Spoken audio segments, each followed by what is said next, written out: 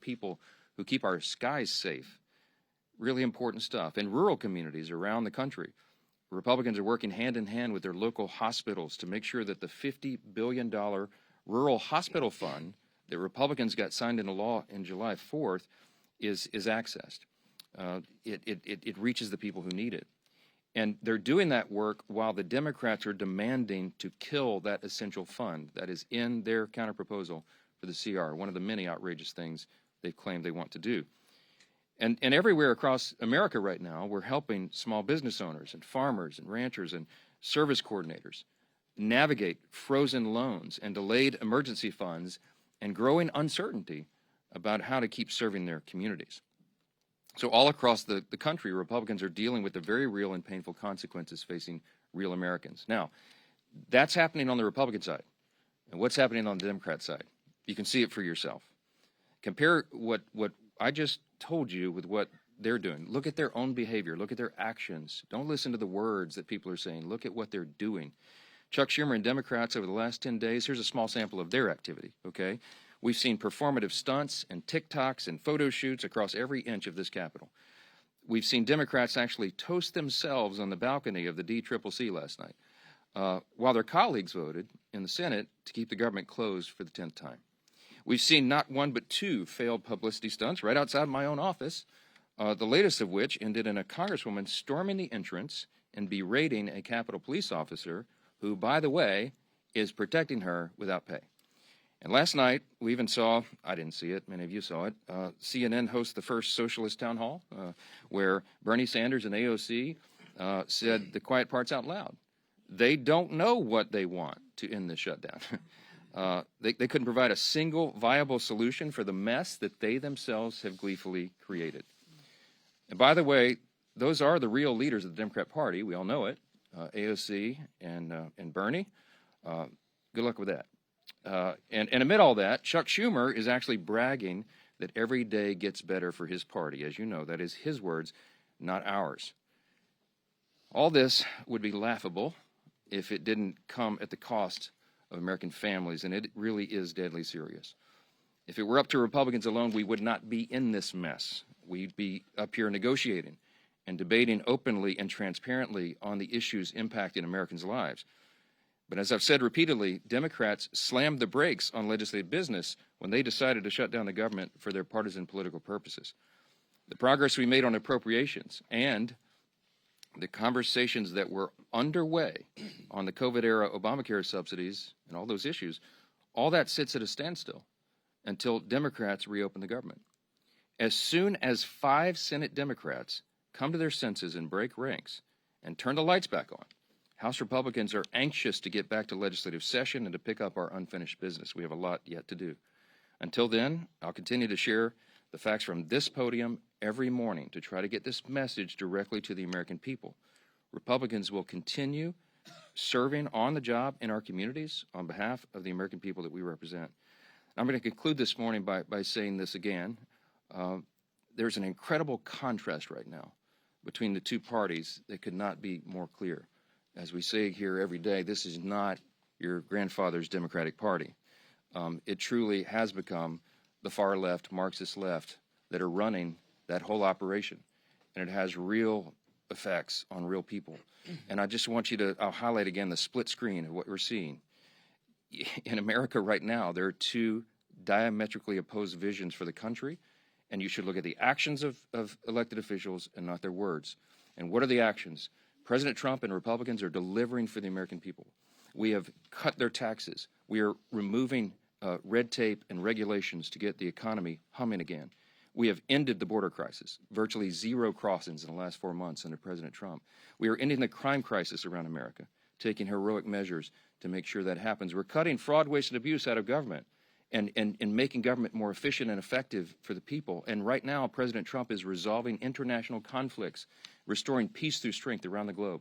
That's just a small sampling of what's been done by Republicans in the last 9 months. And what have Democrats done the last 9 months? On the split screen, look at the other side. They've shut down the government. I mean, I don't know what else to say. Put all the gimmicks and the talking points aside and look at the indisputable facts and evidence of what is happening right here. there could not be a stronger contrast between the two parties. And I don't know how more simply we can say that. With all that, I'm really happy to introduce our good friend from New York. Chairman Andrew Garbarino is the chair of our House Committee on Homeland Security, and he's here with us this morning to tell us a little bit more about the grave consequences of the Democrat shutdown on America's national security. It could not be more serious than it is right now. Andrew, go ahead. Thank you, Speaker. Sure. Thank you, Speaker, and Leader Scalise and Chairman McClain. Thank you all for being here today. The Senate Democrats' decision to shut down this government for cheap political points lacks any common sense and is undermining the Department of Homeland Security's core mission, as well as the people tasked with upholding it. Nearly 95% of DHS's workforce is considered essential, and that's rightfully so. But that means they're at work right now and they're not getting paid.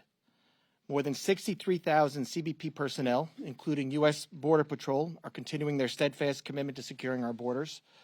More than 61,000 TSA personnel are continuing their mission to protect the traveling public and keep the skies safe. More than 8,000 Secret Service personnel are still carrying out their no-fail mission to safeguard our nation's leaders. More than 49,000 U.S. Coast Guard personnel are serving to protect our maritime borders. I'm grateful that President Trump and Secretary Noem are taking steps to ensure that the Coast Guard personnel are getting paid, just like our military during the shutdown. And I appreciate the department's continued work to support frontline law enforcement officers. I think, though, it's also very vital that we ensure that TSA security officers are compensated as well. Just because the government shut down doesn't mean people aren't still flying. We owe all of these men and women at DHS a debt of gratitude for their continued service. But the shutdown is not just about personnel. It's undercutting our Homeland Security posture. A lapse in government funding prevents DHS from moving forward with critical new investments that enable us to stay ahead of rapidly evolving threats. New contracts are put on hold, and proactive engagements with security partners are postponed. Shutdowns also disrupt the disbursement of vital grants from the Homeland Security Department to our state and local law enforcement partners. This undermines preparedness efforts and makes our communities less safe. Voting against the CR also, the Democrats have allowed crucial DHS authorities to expire. One of those is the Cybersecurity Information Sharing Act of 2015. Without that, 90% of our critical infrastructure is owned by private companies. They can't communicate with us right now. They can't tell us when there's a cyber attack because this lapsed. Every second we go without the ability for them to share that information makes us less safe.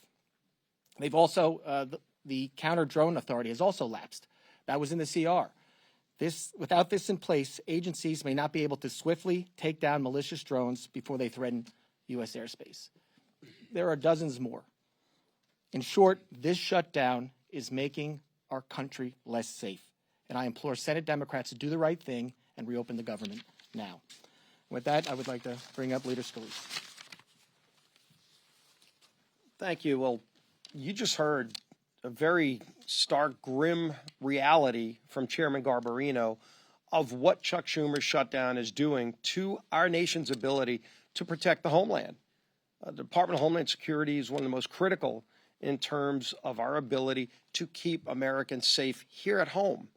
And they're doing incredible work. And, you know, fortunately, like Chairman Garbarino said, 95% of the employees are deemed essential, but they're on the job not getting paid.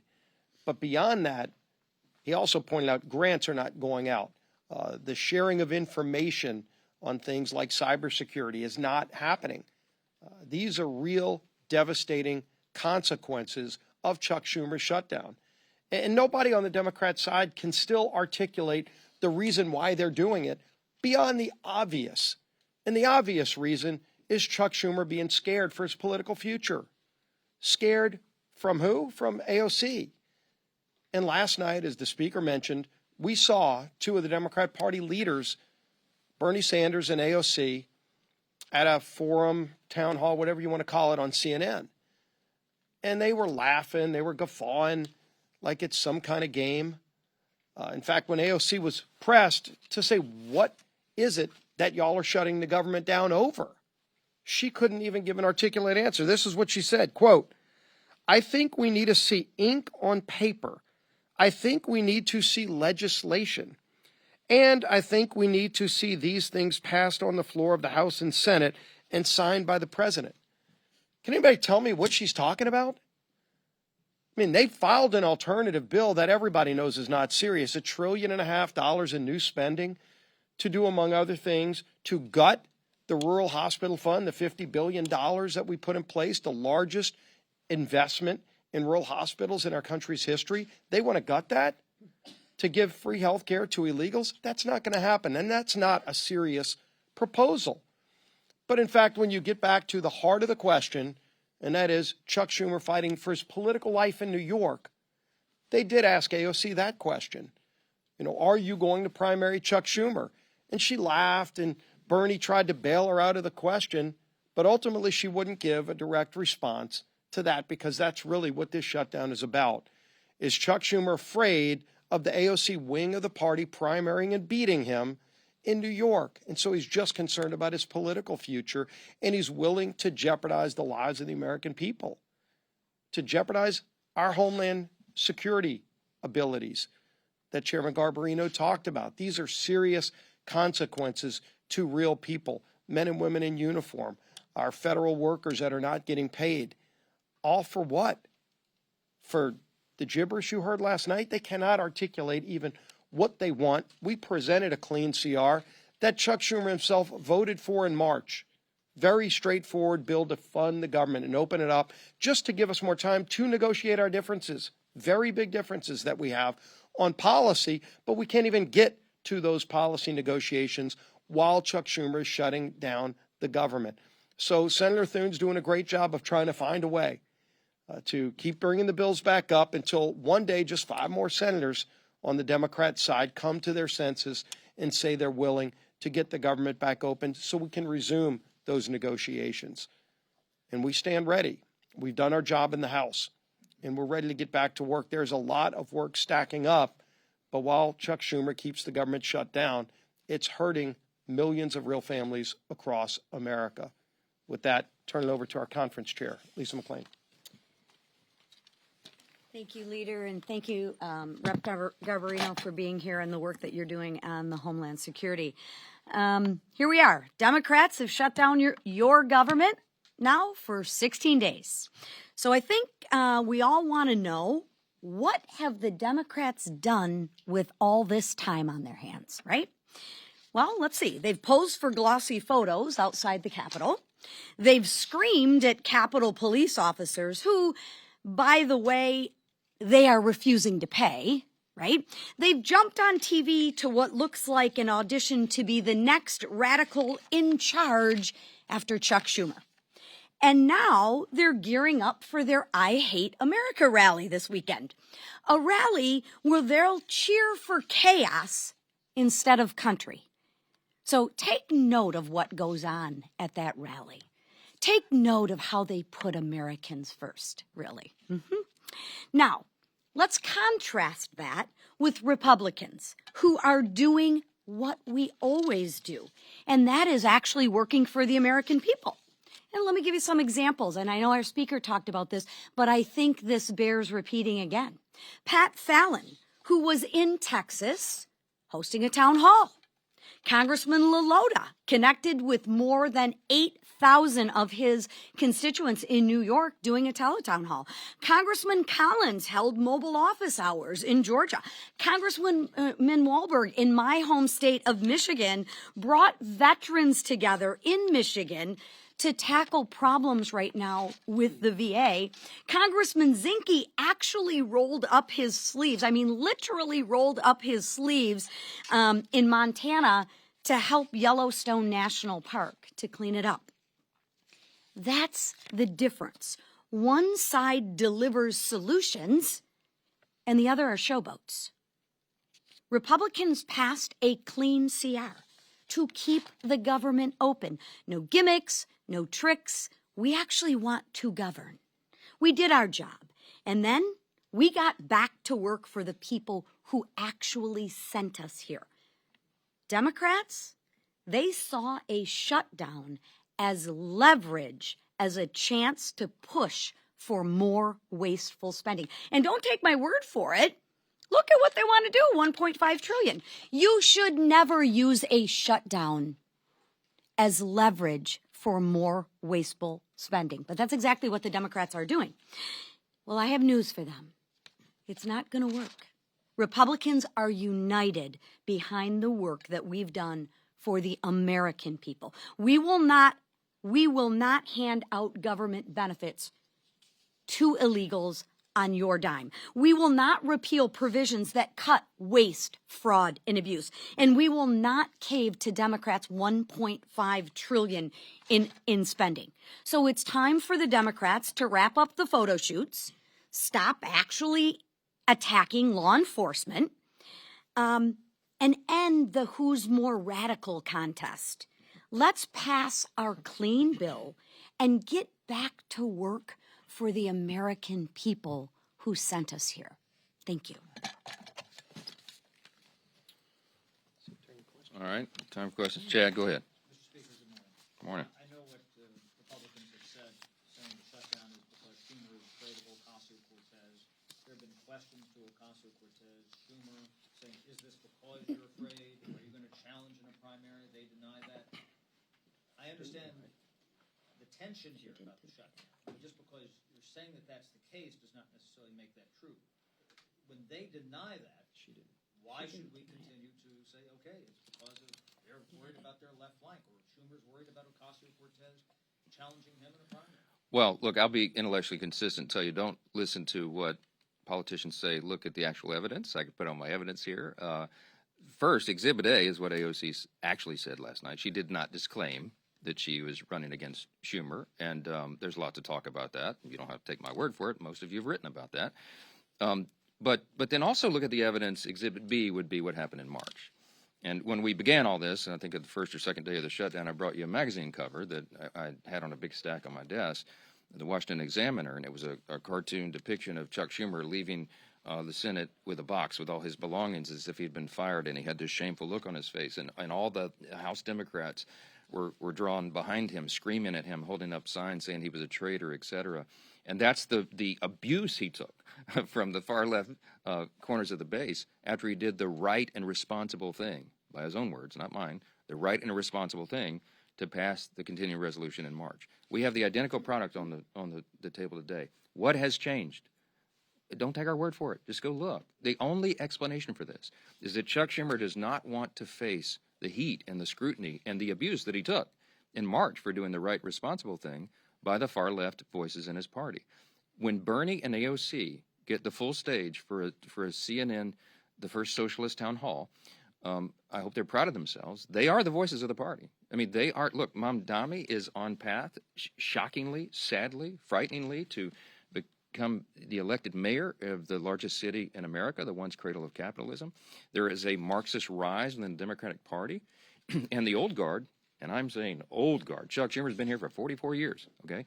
He is not the flavor of the month, and he knows that he's going to get a challenge. If it's not AOC, it'll be another disciple of Mamdani or somebody like that. They all know that. Ask Hakeem Jeffries why he has not openly endorsed Mamdani for the mayor of New York. He's in a real bind. Because Hakeem Jeffries, while he's a far-left progressive politician, he's not a communist. But you have to aspire, you have to say, you have to stand for the farthest left ideas, socialism, communism, Marxism right now, to be in favor in the Democratic Party. This is not your grandfather's Democratic Party. They wouldn't recognize it. And that's the dynamic that Chuck Schumer is dealing with, and that's why he's drawn the line right here. He had to show a fight, and everybody knows it. It is plainly on display. Yes.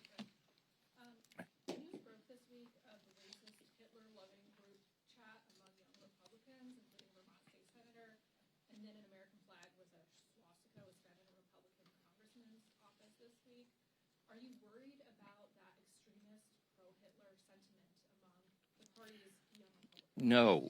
Look, obviously we roundly condemn any of that nonsense. And the Young Republican or the organization, whoever that, I don't know who any of these people are. I never heard of them. Somebody posted a photo of me standing next to these guys. We're in tuxedos. Obviously, I think it was at the inauguration, and people were just coming up and asking for selfies with 1,000 of them. I don't know. I've never heard of that person in my life. But whoever these young people are, and whatever they're saying, if it's true, we obviously condemn that. And the organizations involved are dealing with that. That's my understanding. With regard to the swastika thing, this happened last night. A Republican congressman, allegedly one of his staffers had something in the background or something in a Zoom. That's what I heard this morning. He says that that's not his, and there's a proper investigation ongoing, and the congressman did exactly what he should have done, and that is report it. It's under investigation, and I can't comment on it any further until that's done, but I will say, obviously, that is not the principles of the Republican Party. We stand for the founding principles of America. You want me to articulate them for you right now? Individual freedom, limited government, the rule of law, peace through strength, fiscal responsibility, free markets, human dignity, the things that lead to human flourishing. We have stood against that. We fought the Nazis. We defended that evil ideology. We roundly condemn it, and anybody in any party who espouses it, we're opposing that. I don't know how else more simply to say that. Yes, sir. Back on the shutdown, Leader Thune has offered Democrats a vote by the end of the year on Obamacare subsidies. Would you be willing to make the same commitment to sort of ease the shutdown? Let me tell you what happened yesterday, because I met with Leader Thune, and he offered to Chuck Schumer a vote on Obamacare subsidies, and Schumer said no. that happened. Asked Leader Thune about it, because they wanted a guaranteed outcome.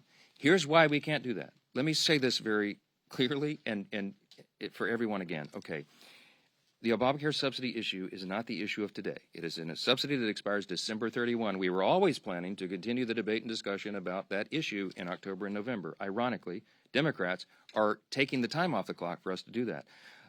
It's a very complicated, complex matter. There are no income caps on that. By the way, did you know if you're a hardworking taxpayer, middle-class earner, and your family's struggling to put food on the table, did you know that you are subsidizing wealthy people's health care with that subsidy? You probably didn't. Premiums have risen by some estimates 60% since Obamacare was enacted into law in 2010. There's no way to repeal and replace it because it's too deeply ingrained right now. We have to improve it. Republicans are the ones with the ideas to increase access to care, the quality of care, and bring down the cost. Not the Democrats. They're the ones that gave us this problem, and they're the ones that have made it so expensive.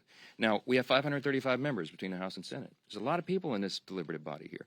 That's a very complicated issue. It's not something that 4 people can go into a back room and guarantee an outcome on. It can't be done. It was not possible to be part of the CR, and it is not feasible. It's not appropriate to be on the CR. We require the member-driven consensus process here, and that's what's necessary. So it's not possible for Leader Thune to guarantee to Chuck Schumer some outcome on that because we haven't finished those deliberations. I mean, that's just as simple as it is, and all of you report on the Hill all the time. You know how the process works. So when Leader Thune offered Schumer a vote on the ACA, on the subsidy, without guaranteeing an outcome, Schumer said, nope, no thanks, we'll keep it closed. Because, by the way, remember, every day of the shutdown gets better for us, as Chuck Schumer said, okay? It's not getting better for the American people. Were you not commit to holding a vote on ACA subsidies? No, I didn't say that. I did not say that, Reed. I said none of us can guarantee an outcome on that. I have said consistently all along, this is part of the deliberative process. We're going to debate and discuss that. And there are debates and discussions going on our side of the aisle and on theirs. But to get everybody together and build that consensus is not possible until we get the government operating again and we stop holding. I get very upset about that. We stop holding the American people hostage for these ridiculous political games. People see what's going on here. We should not have Border Patrol agents not paid right now because Chuck Schumer wants to pay political games to cover his tail. I don't know how much more simply to say that, and every single one of you know that's exactly what's going on. I don't like being Mad Mike. I want to be Happy Mike. I want to be the happy warrior, but I am so upset about this. God bless America. We're done. Thanks.